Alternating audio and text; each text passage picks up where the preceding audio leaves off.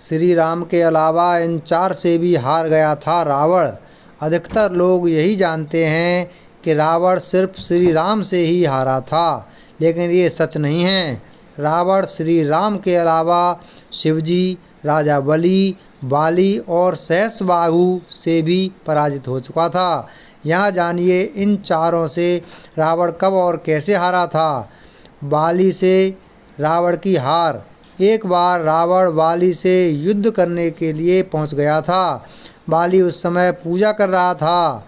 रावण बार बार बाली को ललकार रहा था, जिससे बाली की पूजा में बाधा उत्पन्न हो रही थी।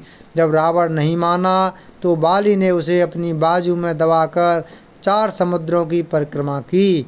बाली बहुत शक्तिशाली था और इतनी तेज गति से चलता था कि रोज सुबह सुबह ही चारों समुद्रों की परिक्रमा कर लेता था।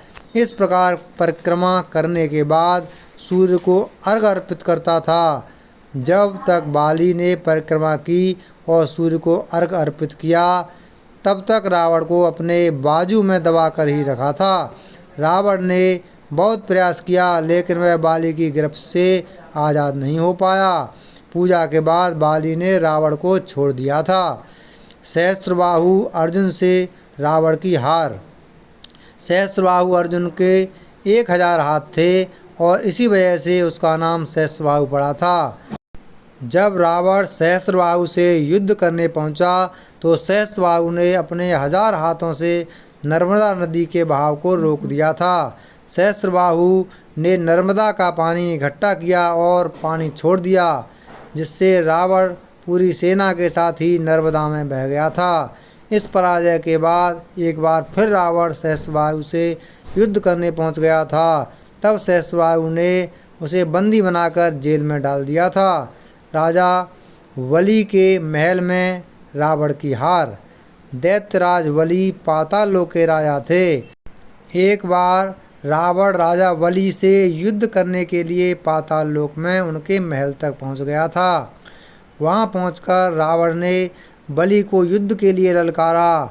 उस समय बलि के महल में खेल रहे बच्चों ने ही रावण को पकड़कर घोड़ों के साथ अस्तबल में बांध दिया था।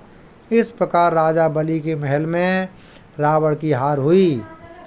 रावण बहुत शक्तिशाली था और उसे अपनी शक्ति पर बहुत ही घमंड भी था। रावण इस घमंड के नशे में शिवजी को हराने के लिए कैलाश पर्वत पर पहुंच गया था।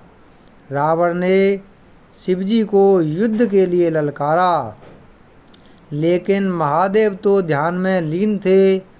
रावण कैलाश पर्वत को उठाने लगा, तब शिवजी ने पैर के अंगूठे से ही कैलाश का भार बढ़ा दिया था।